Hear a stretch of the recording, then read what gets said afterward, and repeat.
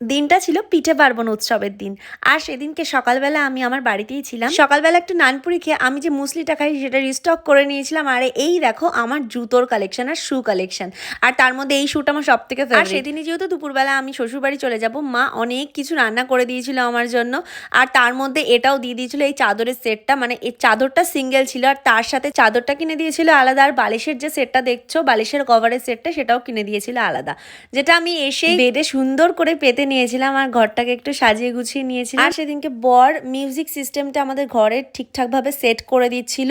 And তারপরের দিন সকালবেলা উঠে আমার ঘরেরই কয়েকটা কাজ ছিল, সেগুলো সেরে দেখলাম শাশুড়ি মা রান্না করছে। আর এগুলো হচ্ছে আমাদের বাড়ির বাগানের নিজস্ব সবজি, মানে বলতে পারো কিচেন গার্ডেন। তো তার সাথে অনেক ফুল গাছও হয়েছে আর প্রচুর সবজি ধরেছে, যেগুলো বর আর আমি সব ঘুরে ঘুরে দেখছিলাম কত কি হয়েছে। তারপর সন্ধ্যাবেলা একটু পিঠে পুলি বানাতে বসে পড়েছিলাম। এই হলো আজকে ব্লগ, বাই।